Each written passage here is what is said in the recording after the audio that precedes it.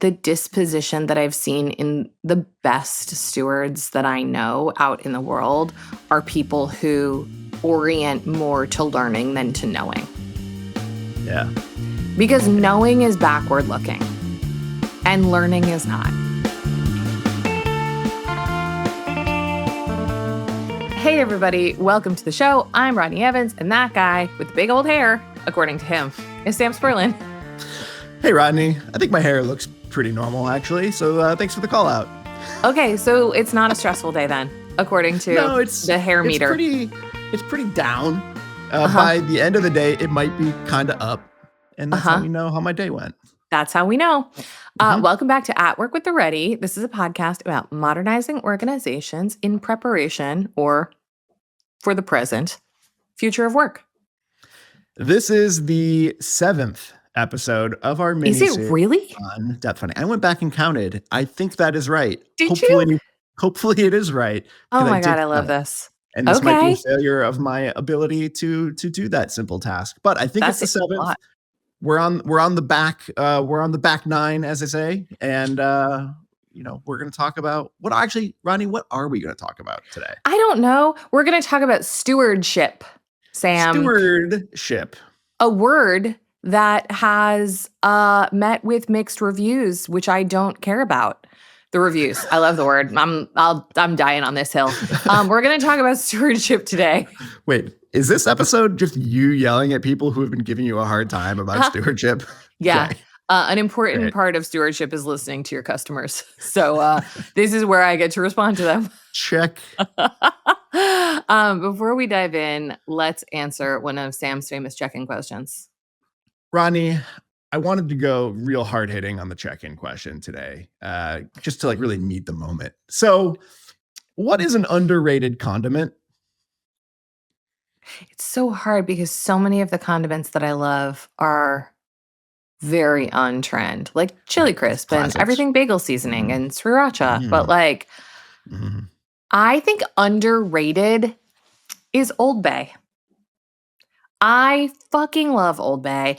I love Old Bay on popcorn. I love it on chowder. I love it on any kind of protein. I think Old Bay is a near perfect condiment, and I don't think people use it enough. Okay. The pedant inside me wants to argue about whether that's a spice or a condiment, but that's fine. Oh no. It will perhaps not surprise you that I don't know the difference. I'm like, I don't know. It's something you put on food. Yeah, I don't know that I have a really crisp definition either, but in my brain, I'm like, that's not a condiment. But you know what? Condiments come in a packet, friends, like mustard. You want to keep this thing going? I'm okay with that. You'll accept my answer? Okay, great, because I don't have another one. I literally, it was a stretch to get to Old Bay. I don't know about food. I know about food, but I don't engage with food in the way that I That's might. True. We've heard that. Yeah. Yeah. Okay. What about you? What do you think is I can't wait. I feel like your answer is going to be Midwestern. Nope, it's Canadian, actually. Malt vinegar. Oh, yuck. Why? Say it's more. So good on fries. It's so good on fries. And it's so underrated that I forget that it exists and I never buy it for myself. But when I go to Canada or places where it is normal to put malt vinegar on fries, I'm like, this is so good. I need to I can just buy this for myself if I wanted to. You could. Maybe I will. It's literally in every store. Do you want me to get it for you? It is. No, thank you. Okay. I appreciate the thought, though. Let me know if that changes, because you shouldn't have to cross state lines. Or international borders. You shouldn't need a passport to get malt vinegar for your French fries, man. I think maybe that's what's keeping it special for me. Wait, if you had it all the time, wouldn't it wouldn't be? Yeah. Exactly. All right. That's really fun. I'm so checked in. Same. Hard same. Let's do this thing. So today we're going to talk about stewardship. I've been reworking the Depthfinding talk because I have to give it a bunch, and I've given it a bunch, and now I have to fiddle with it, by which I mean change 80% of it. And a lot of what I've been trying to parse is what is it about how systems were designed in history and how leaders showed up to those systems in history and how all of that combined to impact the work experience that is important And I've really been trying to like parse this out as backdrop for stewardship, because I have a really intuitive understanding of what stewardship is and means. And I know it when I see it. And I also think because it is a concept that's relatively new for most people in the world, it's important that you and I can explain it clearly. So that's what we're going to try to do today. Right. Boom. I feel like this is I mean, every episode, I guess, is a little bit like this, but this one maybe feels even more, a little bit like a working session where we're going to like kind of hash this out a little bit more rather than like, we've got the thing figured out and here you go. Yeah. This is one of those moments where we're going to learn it by teaching it to someone else. Yeah. Cool. Yeah. So let me just, before we like really dive into it, just to like be really clear. So we've been talking about depth finding now for a couple of episodes. Yes. We've been going zone by zone.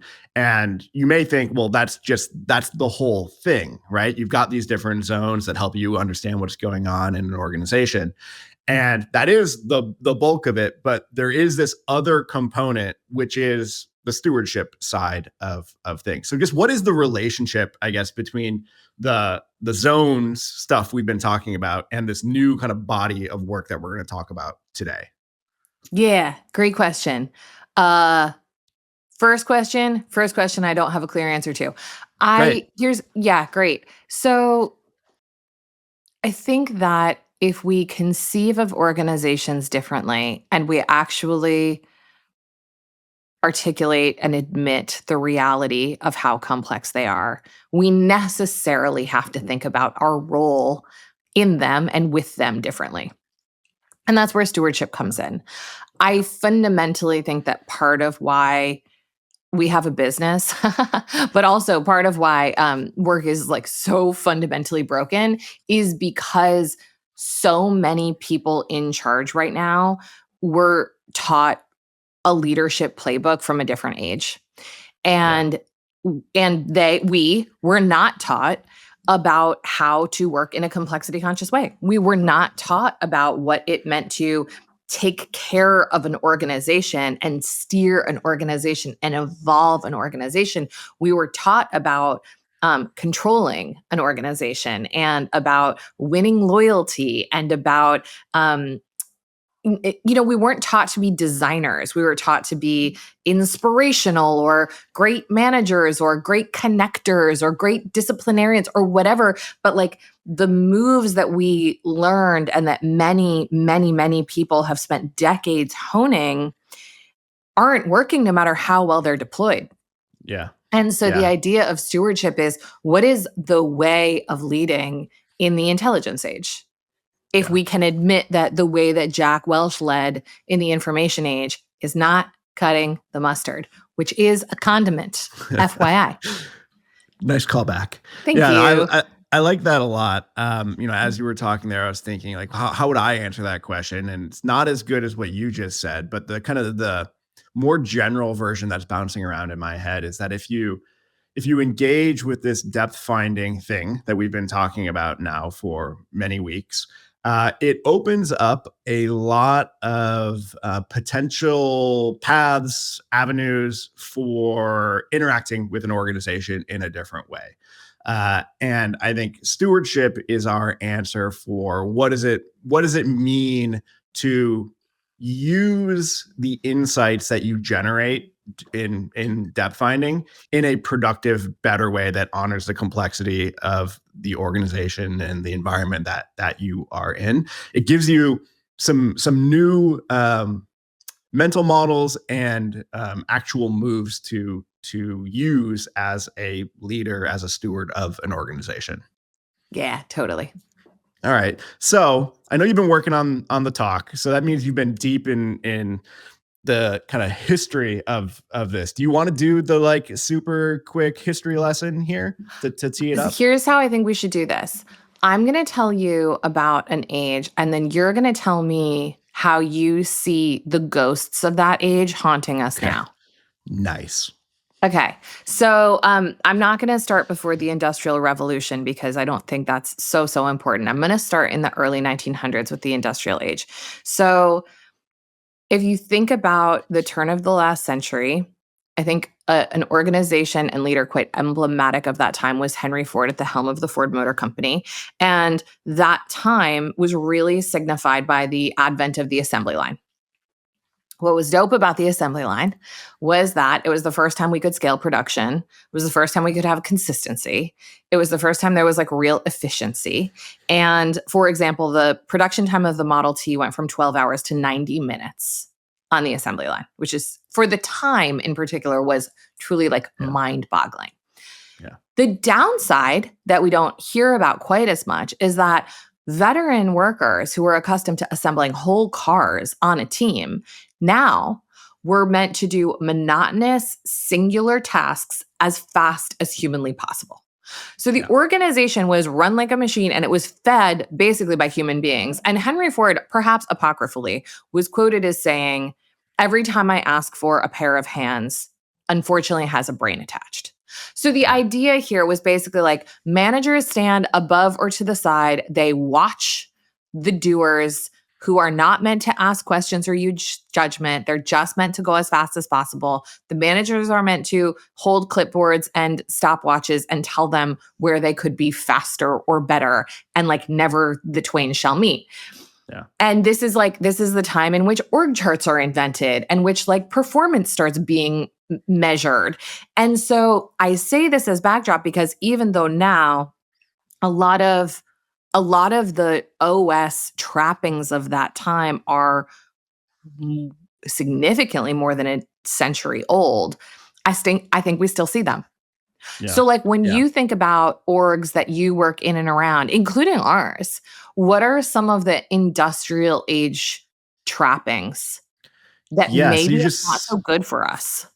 Yeah, you mentioned a couple already. So, like, just the idea of an org chart being the best way of visualizing how an organization works or exists, I think is a ghost of that time. Another one that came to mind as you were talking is kind of this performance management as an individual focused Mm, activity. So not really looking at it in terms of teams or how you kind of fit into a large organization, but you as the human robot doing some sort of task, like how good are you doing that? And then just one last one that came to mind is that um, and when I see efforts to like get hyper specific about role clarity, uh, I mm. sometimes get flavors of industrial era organizations. Say more about that one. Yeah. Yeah. So can we take a role and get so specific about what it should and shouldn't be doing? That starts to look a lot like, hey, your job here is to put that screw here and this screw here, and don't worry about this other stuff. So there's obviously complexity conscious ways to do role clarity. We I think do a Sure. lot of them, but you can kind of follow that path all the way back to the 1900s, and now we're just hands on an assembly line again. Yeah, I think that's right. I think the TLDR that I've taken from this age is the idea that the purpose of a manager is extraction was born here, Yeah. and that human beings are resources from which to extract value.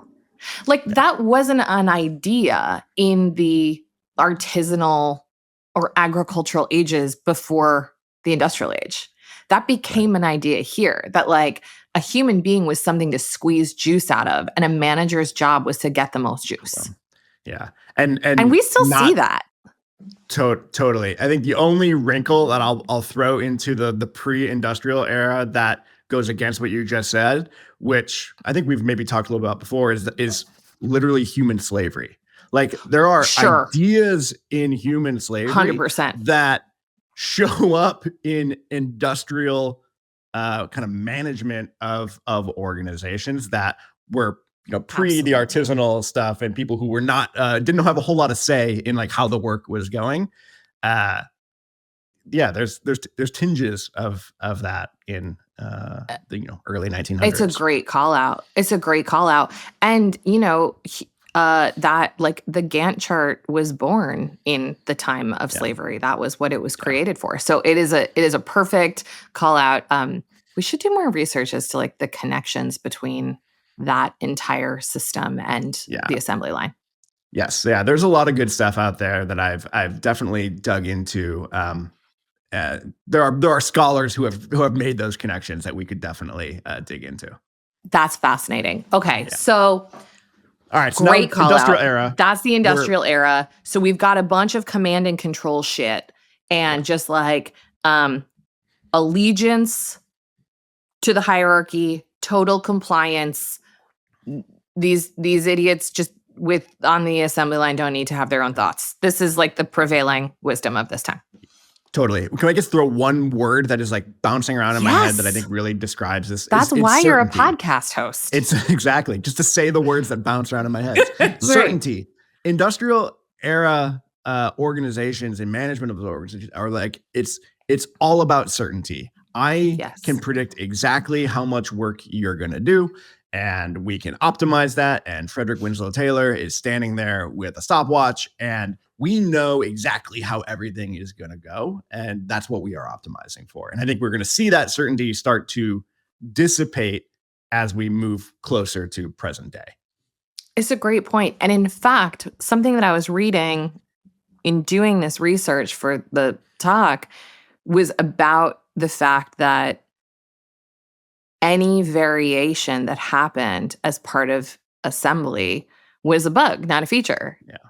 And so the idea of like experimentation or happy accidents or, sort of the kismet of innovation was like to be squashed at all costs. Just in keeping with the theme of certainty, like part of the certainty was also in the quality of the product and the consistency of the product. It was like very Conway's Law, straight through from how the humans behaved to how the cars ended up. Yeah. Dope. Great. Let's move on. So I took you off it. Information age. What's going on here? Part 2.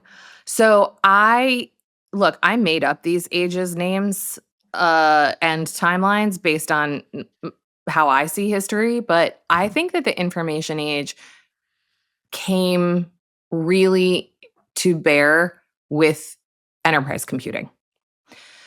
So I think that when we got to a point where essentially organizations had more data and more information than they had ever held in history, because for the first time, machines were holding massive quantities of data instead of humans or files holding them. I think we saw this really shift. And I don't think that there's an organization that is more emblematic than GE under Jack Welch. I think he was sort of like the king of the information age. And what it gave us was strategy as a religion. This was a time where if you had all of this data and all of the information, then the point of a leader, now we don't care so much about managers, the point of a leader is to make a plan to make use of that data that returns value predictably every time. And this is where we see the rise of things like succession planning, the rank and yank idea, the Hunger Games, like super heavy emphasis on peer competition. And essentially the idea that rather than making things, you're making leaders, and that the right leader with the right training and the right pedigree can do anything. And so I think this was a real significant shift from the role of manager to the role of leader. And rather than treating people as cogs in a machine, the information age asked leaders to treat people more like fish in a tank, where like the idea is to observe and analyze and tweak the environment to get the behavior that you want from people. Yeah. Yeah. When I think about this age, I think about basically just the fetishization of leadership, of kind of the ego cults around leaders, and just everything, all of the trappings that come along with that. And I think Jack Welch is, probably the most emblematic of that era and of that kind of cult of personality that he was able to create around himself, and I think was held up as what all senior leaders are supposed to be trying to do. Yeah, which I think is bad for us. Not great.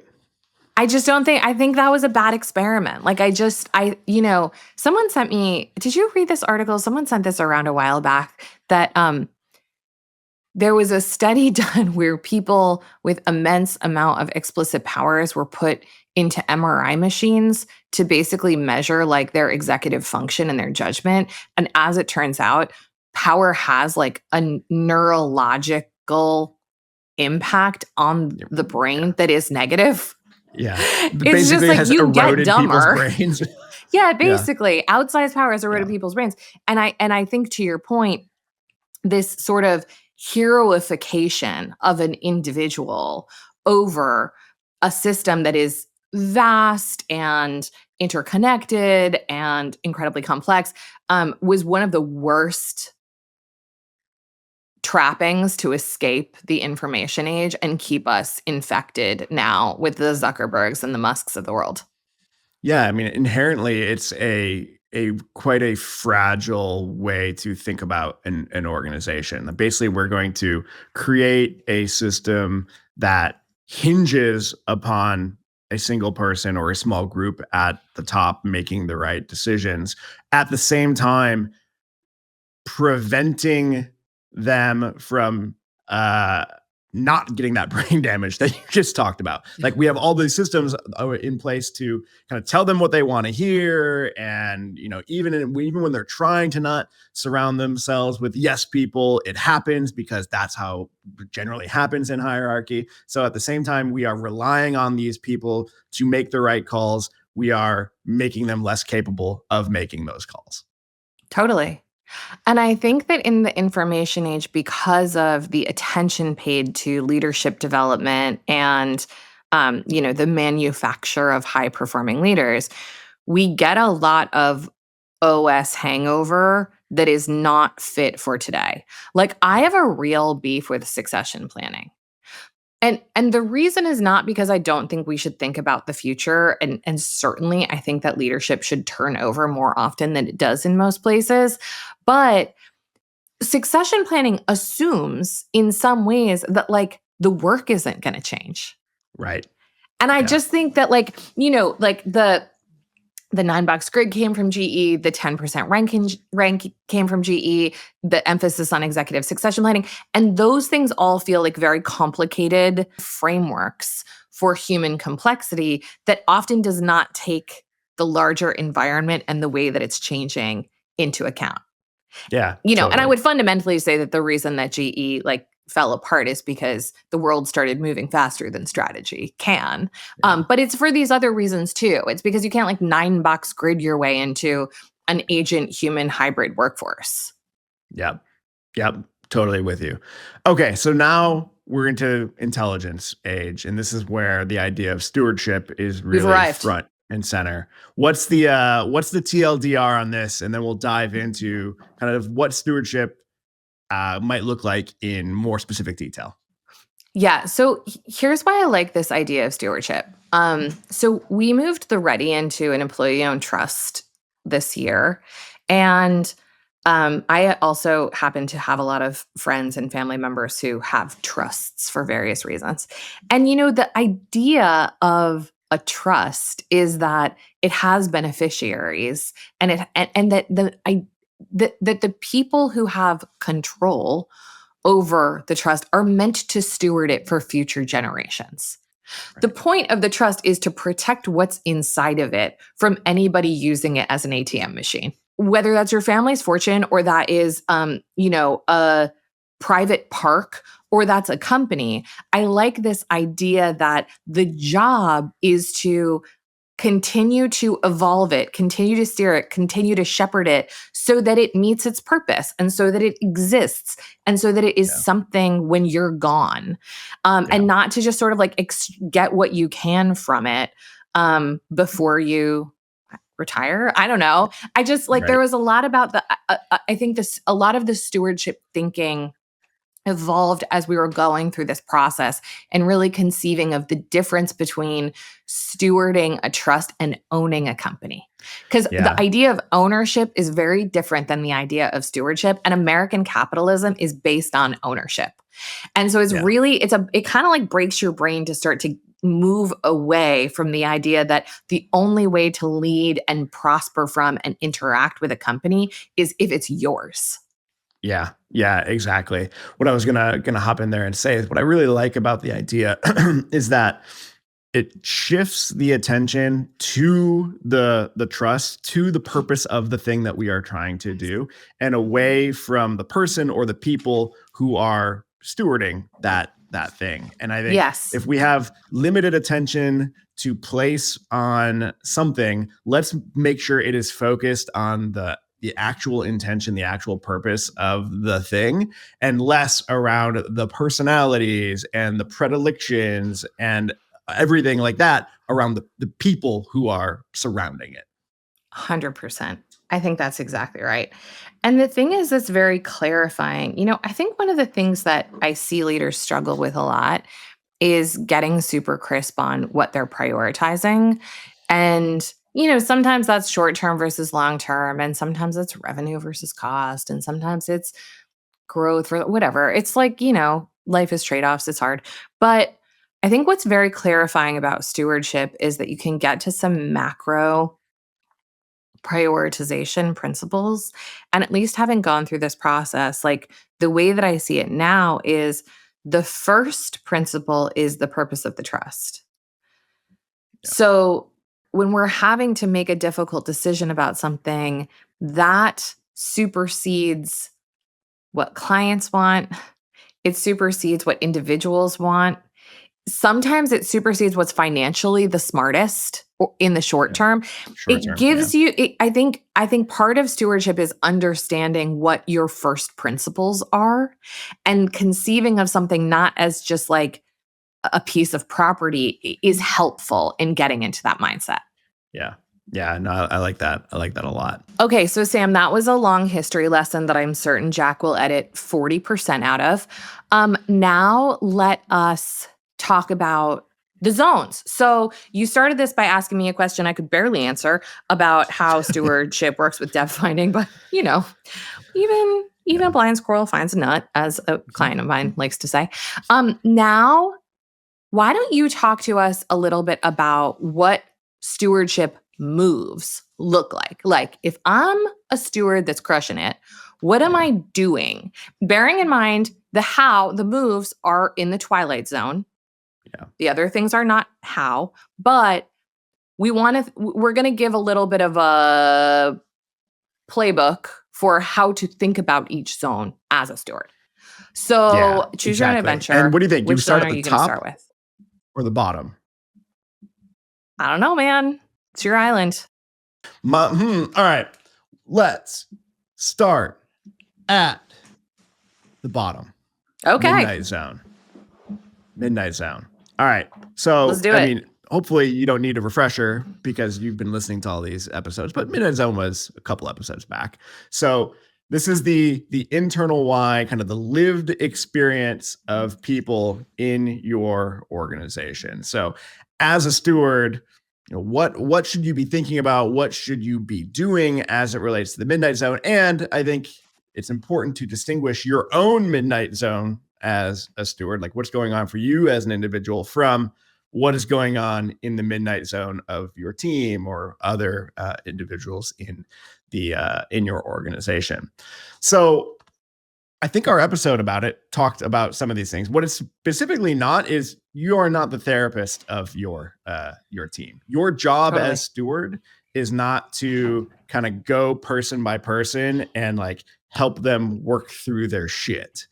So you can set that aside. If you were afraid that's what it means to be a steward, I think we can pretty definitively say like that's not the realm that you want to get into. On the individual side, on your own Midnight Zone stuff, I mean, I think you have some your locus of control on your own Midnight Zone and the work to like do to like make sense of that. That's probably worth doing, and you should spend more time on your own individual Midnight Zone than others. What else is in this realm for you in terms of if you were giving advice to a steward of an organization? What are the types of things that you would be asking them to think about regarding the Midnight Zone? Yeah, I mean, I am really an advocate for putting on your own oxygen mask. I don't think that you can help anyone else if you're not emotionally regulated. And beyond that, we've talked a lot about leaders doing their own individual work on this show in the past, but something that I've been thinking a lot about lately because things have been like stressful for a variety of reasons in the last bunch of weeks. And it's really easy under stress for anyone who has any authority in any system to regress. And regression usually is going to look like Jack Welch moves.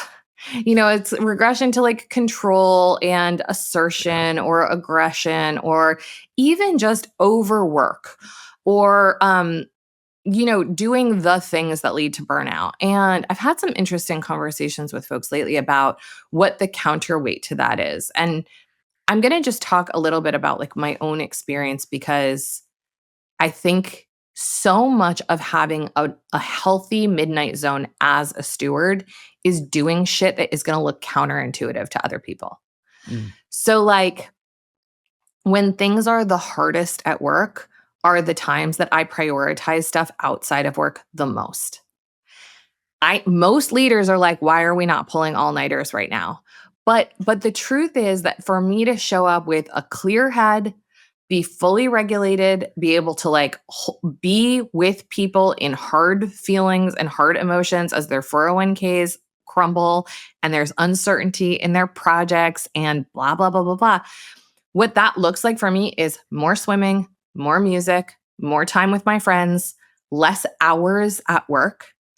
And I have to like fight my own demons around this because I am, clinically over responsible and a perfectionist.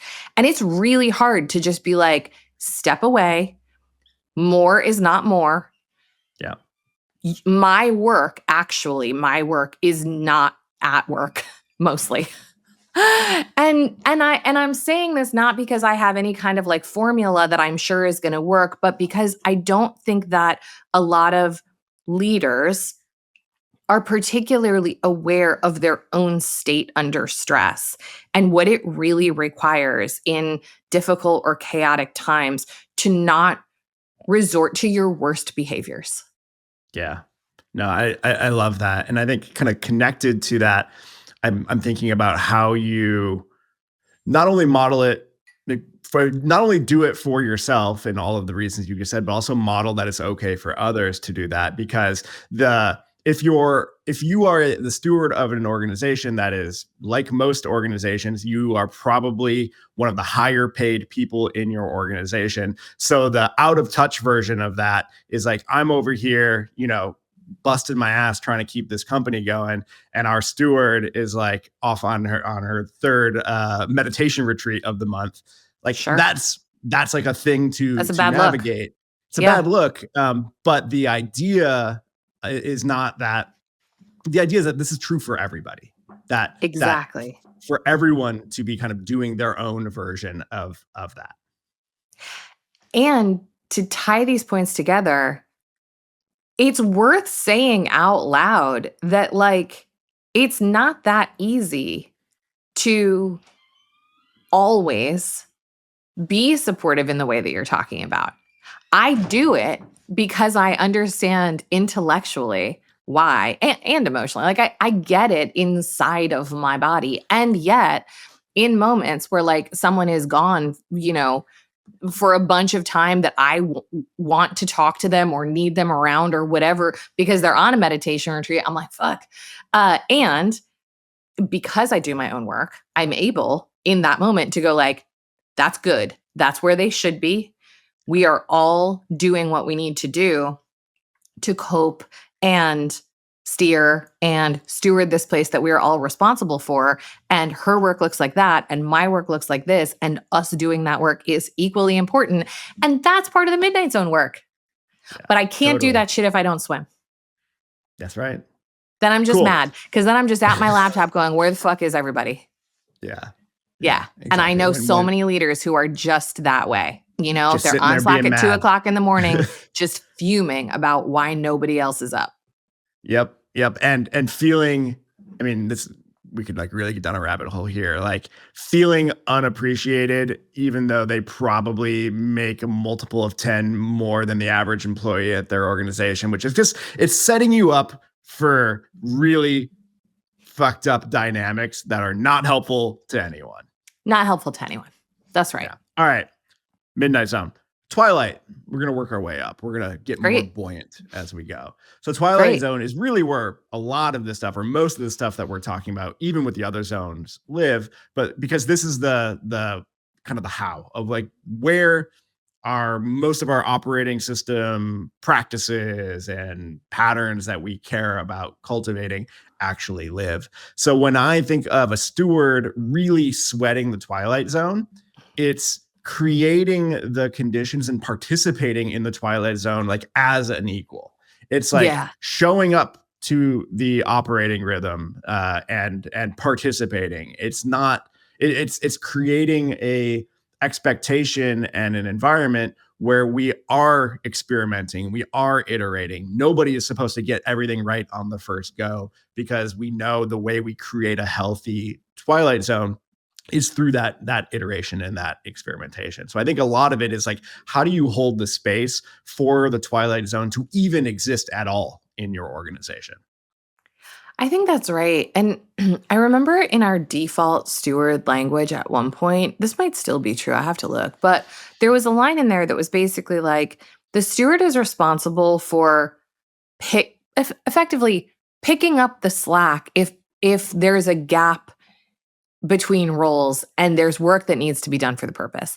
And I think about this a lot because, to your point, Sam, it's like, if what we're finding is that in all company meeting, or take an executive team, that in the executive staff meeting, people are not bringing topics. I expect the steward to bring topics, not in a controlling, like, I'm going to take all the airtime way, but in a way that's like, I am going to hold this so that other people can get in here and play.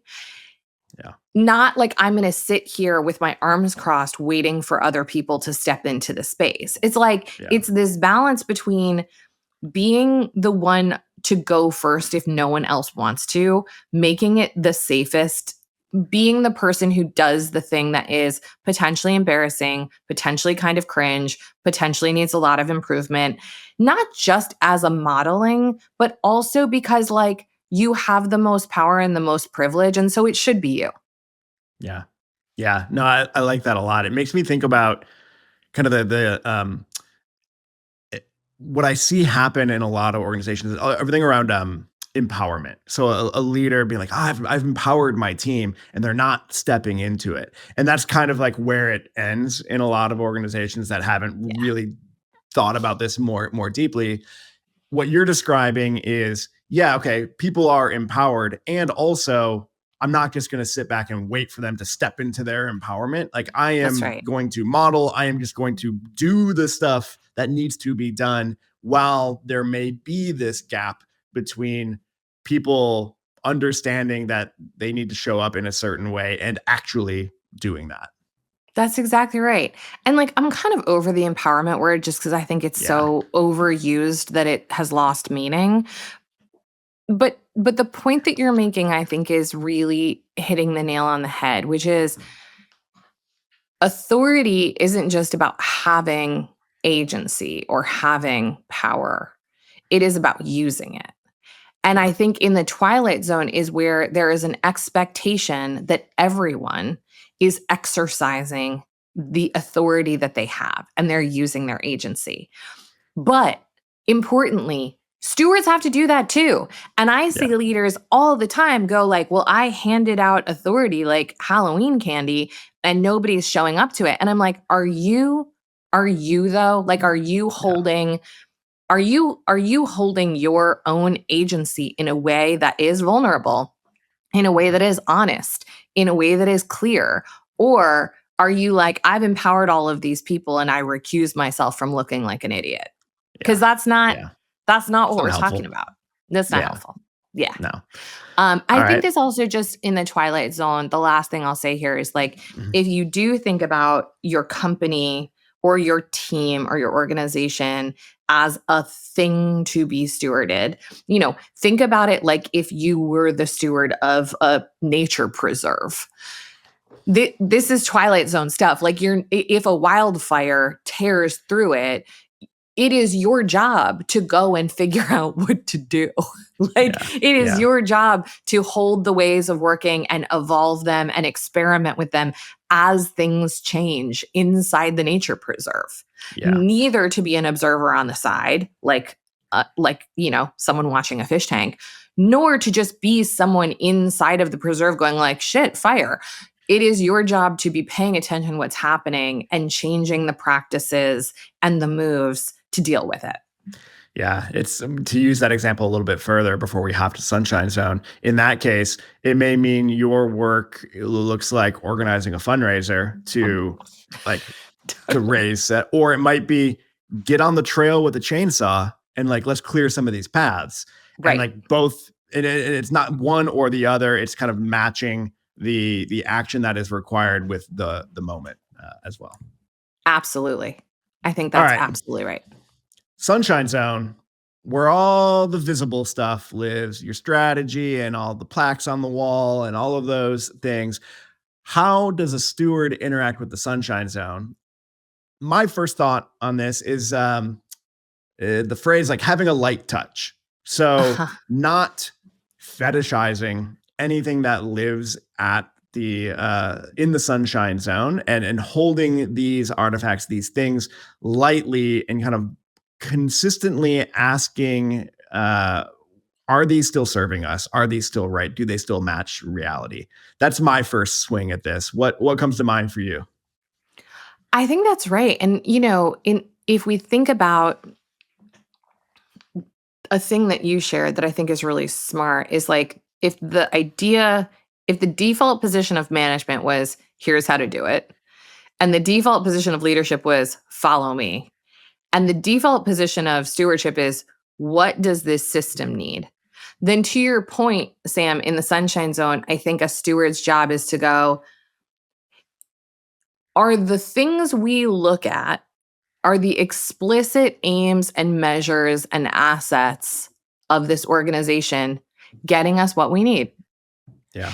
And if your OKRs are getting you the results that you want, fantastic. Yeah. Yep. If you're the edge case that I don't know about where the org chart is maximally useful to every person in your system and work can't function without it, print that bad boy out. It's the idea here, though, is to not be wedded to any particular visible trapping of the Sunshine Zone. The steward's job is to go, is it working? Is this working for us?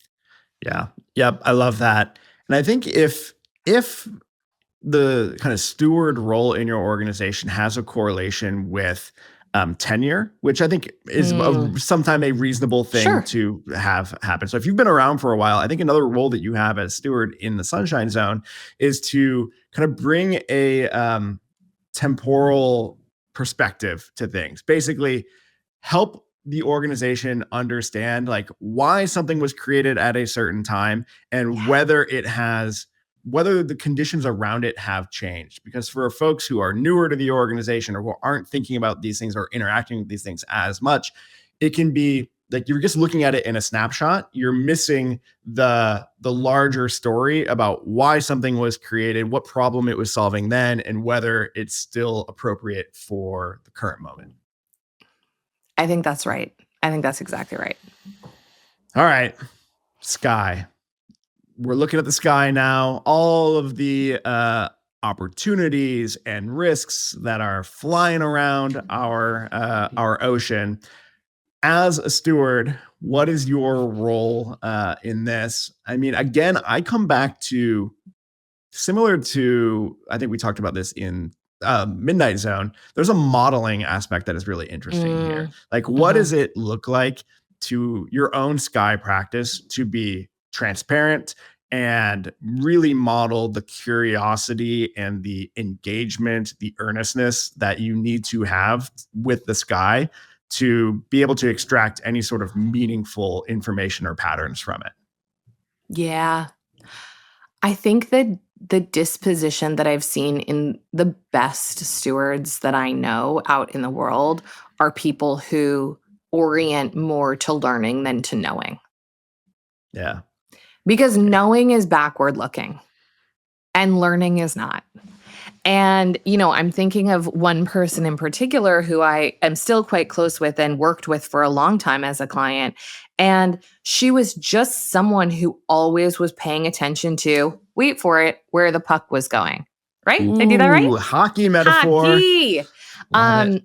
And she was just someone who was looking at adjacent industries. She was paying attention to the market. She was talking to customers directly. She was a super nerd about technology.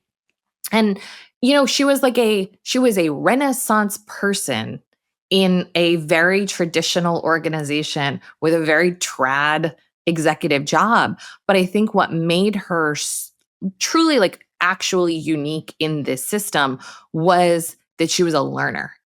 Yeah. And, I think people like that are the kind of people who ultimately can kind of do anything because they're the kind of people who are so inherently not only curious, which I think is a prerequisite, but also have enough self-awareness.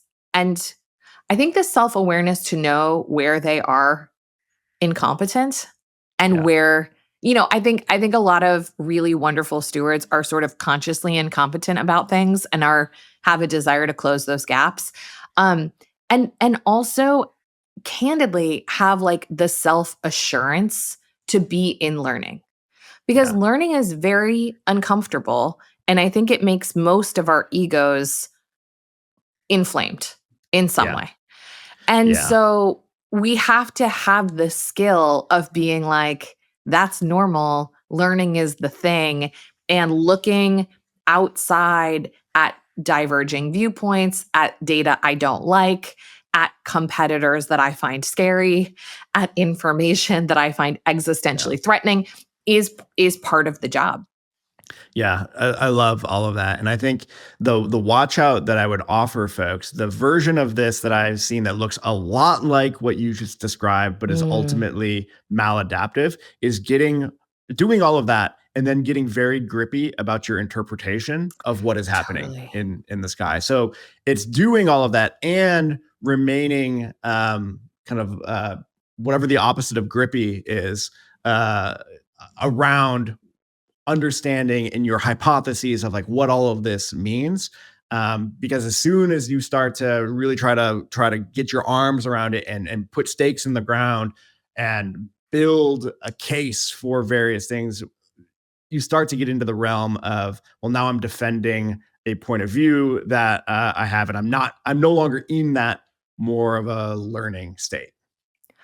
I have a really great example of this, and I think it's been enough years that I can tell this story. Okay. I Is it was about working with me? a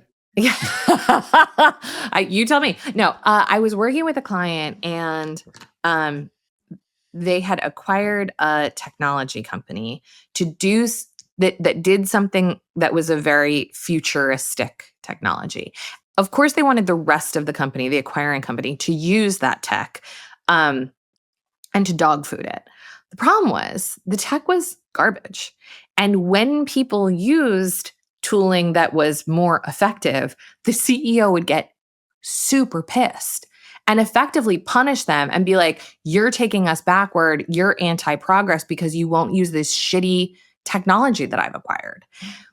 He wasn't wrong about the direction. The direction that that technology was pointed at was right. His Mhm, sky sensing was right, but the mhm. application was exactly what you're talking about, where he's like, well, I bought this lemon and now we're going to fucking drive it. And everybody was like, it's terrible though. It's terrible. And we Yeah, have an alternative that's free that we want to use instead. And he was just like, no, I will. I will muscle us through this. And that's where I think, to your point, Sam, we have to hold what we believe lightly. yeah. I mean, you can hold it for sure. It's good to have a point of view, but also you gotta be actively not just open to new information, changing your point of view, but actively seeking the information that you would need to see for your point of view to change.